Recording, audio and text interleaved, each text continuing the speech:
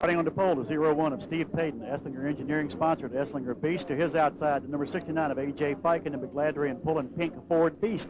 In row 2, we have the number 91 of J.J. Yaley and the ASE-sponsored pink Ford Beast. And to his outside, the number 66 of Tracy Hines, the Michener plating Garrity Stealth. Row 3 will see the 28 of A.J. Davis, Greg's Body Shop, Brayton Ford Competition Welding Chassis. And to his outside, number 9, Tony Stewart, PRI and ASE, pink Ford Beast. Row 4, number 48 of Ryan Scott, Garrity Engines, Garrity Beast. Number 21 of John Nervo is to his outside in the Autometer, pink Ford Beast.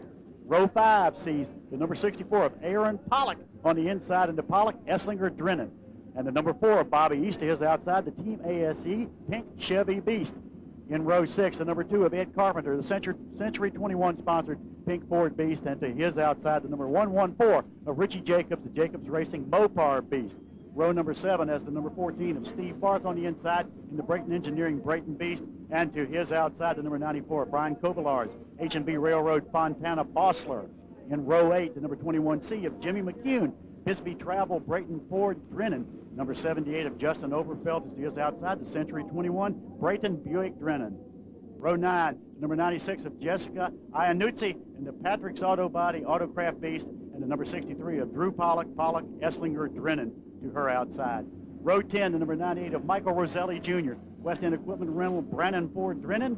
And to his outside, the number 11 of Brad Armstrong, the Armstrong Garage Door, Pontiac White. And in row 11, the number 95 of Brian Gerster and the Tom Cherry Muffler Ford Beast. And to his outside, the number 32 of Dave Steele and the McGladry and Pullen pink Ford Beast.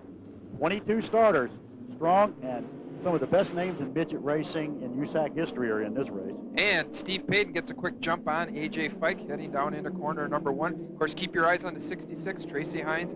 He's going to try to cut into Dave Darland's point lead with a good finish here tonight in the Michener number 66 car. And immediately we see the Steve Lewis number 9 cars, the 9 and 91 of Tony Stewart and J.J. Yaley beginning to move up through the field. Did we have a surprise here on Tony Stewart and his aggressive driving style? And that's not to take anything away from any of these other drivers out here, but he just seems to be able to fling this thing with abandon and bring it back from disaster. Yes, exactly. You got to remember this is what Stewart cut his teeth on and has won in the past. And we see right now slowing down and pulling into the pits, Brad Armstrong and David Steele. Steele was just going to run a lap or two for Don Fike's operation to bring the car into the pit area. So J.J. Yaley still got a strong run going with that 91 car, but look at them stack up back here 3 wide, trying to go 3 wide, and guess who's there? That's exactly what Steve Payton likes to see right now, as we see Tony Stewart and J.J. Yaley moving up through the field. How are they going to handle this with team orders or courtesy or what? You just throw it all to the wind now, don't you? You got to remember these cars don't have radios, and there's no way to give hand signals to the cars getting around here. Yeah, so wait a minute. There is a way to give hand signals to these cars, but you don't want to see that on television if they bump each other too hard. Exactly, and we see J.J. Yaley now moving into 3rd place. Tony Stewart now in 4th. And some of these cars, you see sparks flying from the undercarriage of the vehicle. That's and Stewart gets in front of Stewart slides way out of control when he came off of that turn. Big pile up, but maybe not a lot of damage, I hope. Oh, man. Oh, we see Bryan Kobylarz, Jimmy McCune, Jessica Iannuzzi, Tracy Hines, Bobby East. The track's virtually blocked. And if there were any team orders, they went out of the window on that one as we wait for a queue up on a replay while Steve Payton will lead A.J. Davis and J.J. Yaley off the corner, and we're back under green here at Big Daddy's in South Boston Speedway. Yeah, it looks like they're going to go side by side. It's not going to slow them down any as they pull away from 3rd, 4th, and 5th place. Great move by Davis on the outside, and as he comes off of 4, he will be your leader after lap 6. What is wrong with these guys? They go on the outside. People say you can't race on the outside here, but I've seen the sprints and the midgets do it all day long in practice and heat races with B-mains. Exactly, and here we can see Tony Stewart working on Aaron Pollock, and he gets sideways. He was all the way down with all 4 wheels below the line down there, and I think that time it bit him a little bit when he squeezed the throttle. Well, he'll go to the back again, and we'll see what can happen. Hey, he's not going to stay there long, I can tell you that, as we get the green again on lap 7. Great jump by A.J. Davis, getting a great restart there. Steve Payton once again holding down the 2nd place, the driver from California, as we see Steve Barth and Richey Jacobs battling for around 10th place in the field. Once again, this is 50 laps, so they do have to conserve their tires and make sure everything's good. What's the normal length of a feature for these guys? Is 50 about par for the course?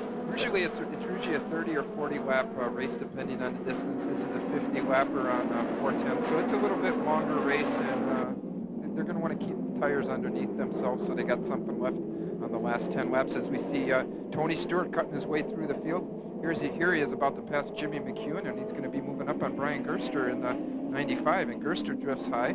You know, these guys don't treat the steering wheel very gently when they drive these cars. There's a lot of sawing going on, and that seems to be the way to go fast. Yeah, but you actually can't saw too much because you can get out of shape. And Brian Gerster, who drifted high there, has pulled into the pits with mechanical problems.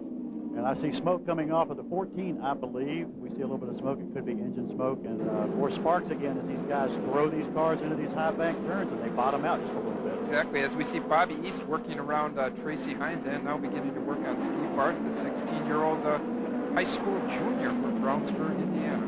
Boy, they're younger every year, and they're showing natural talent like you can't believe. I mean, this guy's really doing a good job. This is a good battle also. Remember, Tracy Hines needs to finish as high as he can to try to cut into that point lead. As we see Bobby East passing another car, this time he moves ahead of Eddie Carpenter as Hines begins to close up on Carpenter. Did you see what happened to Carpenter's car? He almost looped it right there when he came back from the flat to the bank portion of the track. These guys got to be a little careful. Exactly. Of that. Bobby East is actually now up into 6th place, so he is really moving up quicker. He's actually moving up through the field quicker than Tony Stewart. So with the 2-car of Ed Carpenter doing battle once again with the 66 of Tracy Hines, and we go back to, I guess it's Bobby East again. Nope, we're still on that battle, and that battle is a good one as they both try to hook the left wheels, left side of the car over the yellow line. And actually, you see Michael Roselli has retired into the pit area with some mechanical problems. Now look at that. You go all the way down the yellow line. I mean, I'm just amazed. I'm amazed at when these guys pay an entry fee to come to a race, evidently they feel it entitles them to use every piece of the track that's there, and they aren't shy about doing it. Exactly. Exactly. A.J. Davis continuing to lead. Tony Stewart now up into 8th place. This battle is the best one on the track, and obviously these guys are sawing away at the wheels. They're not going to have any tire left by lap 45, but as long as they're still close, they're going to battle for that position. I know Hines wants to get clear, but hey, this is for position. You've got to do it on merit. You can't. Nobody's going to pull over and let you pass. Exactly, and actually we see Tony Stewart, who we said was in, actually now up into 8th, is right closing in behind him. As we see the top 3, Davis, Payton, and J.J. Yaley gets a little sideways there. Well, Payton looks like he's really got it hooked up. He's doing a great... low to high, and he's not pinching the car, and the car doesn't seem to be that twitchy. This is actually 7th, 8th, and 9th place now. Well, Stewart is in 9th, and he won't be there long because he's a man on a mission as he goes down low. But, you know, that's what bit him the last time. That's what spun him. Well, he's going to try the outside. Now he's going to try the outside and make it work. And Tracy Hines is going to begin to be feeling the heat of Tony Stewart, the man on the mission. And actually, Stewart and Hines are catching 5th and 6th place running John Nervo and Aaron Pollock. So we're going to have a great 4-car battle here for 5th position in a lap or so. Not in a lap or so. It's there now. They're 2 by 2, and Stewart thought about going down the middle and didn't, but he made the pass, and now he's going to work on the other 2 guys who are busy trying to pass each other. Actually, the leaders have stretched away from this group, and here we see him getting into lap traffic. Oh, the 48 car. Oh, man, what a hit that was. Tough break. Ryan Scott, who was running 4th, made contact with a slower car. We'll have to catch that on the replay. I'm not sure. Welcome back to Big Daddy South Boston Speedway for the WorldCom Midget feature, and we've had a barn burner so far, Brian. Exactly. And A.J. Davis leads him down. Another great restart for Davis. He's got a car really geared for the restarts, and he gets another big lead, and that helps him get a nice lead on everybody and get some distance between himself and Steve Payton. J.J. Yaley up into 3rd. And they're all fighting with each other while A.J. Davis just motors off into the sunset. Exactly. Tony Stewart now in the 6th. Slider, and that's a 91 car, J.J. Yaley, and he has stalled it right there. No, and actually he's going to have 50 laps right after this in the Stoops Freightliner Sprint Car. And he gets together. Hooked up on a wheel. Oh, yes, he did. Hit the wall, and that will definitely do some damage to his car. Yeah, that was a little bit of a hard hit. I got a hunch there's going to be some damage there that could possibly put him out of this event. As we see here on the replay, he has just cleared the Barth car, and Barth gets into the side of him, and then they're both off to the bottom of the track, and here we see the impact. Even though it's really not heavy, It's a hard enough blow. Yeah, we can see the right front, the front wheels are already towed out.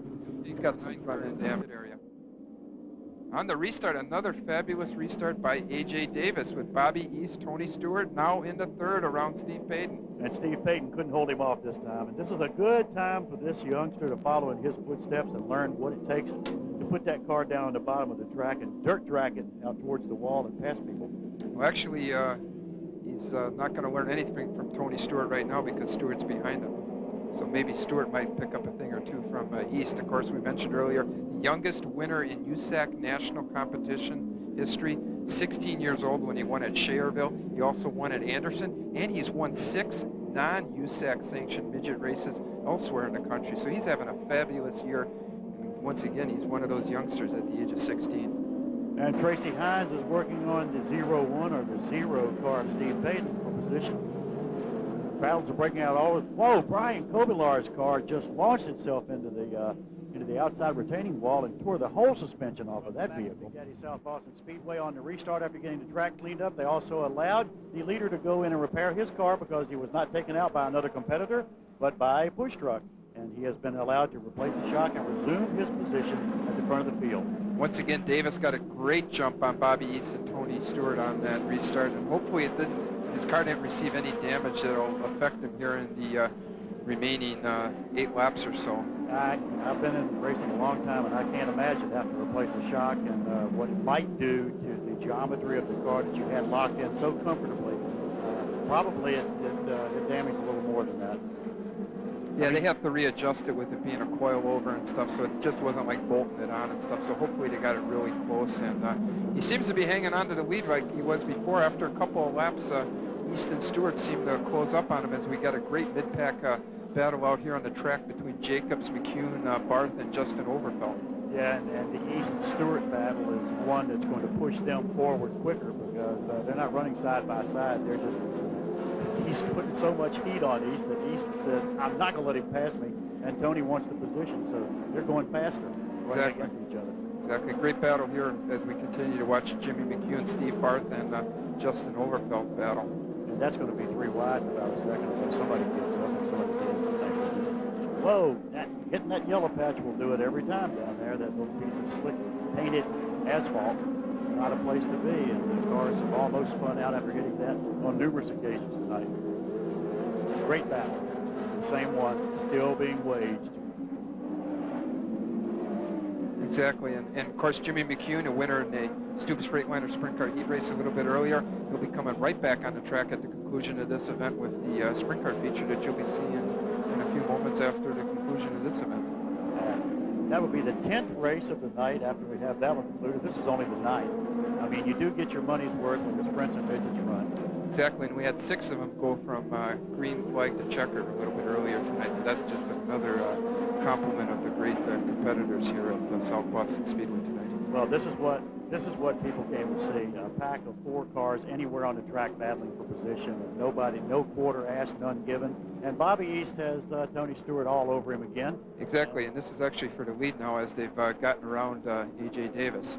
And actually now we have 5 laps remaining. Bobby East and Tony Stewart pulling away from A.J. Davis. The handling definitely gone on Davis's car. Tough break. That tow truck incident probably had something to do with it. And a pair of Beast pink cars up front, and actually Bobby East now with 4 laps to go. That's a pink Chevy with Stewart driving a Ed Pink Ford car. They're a little bit different in the engine configuration, and the car Bobby East is driving for is owned by California's Bob Consani.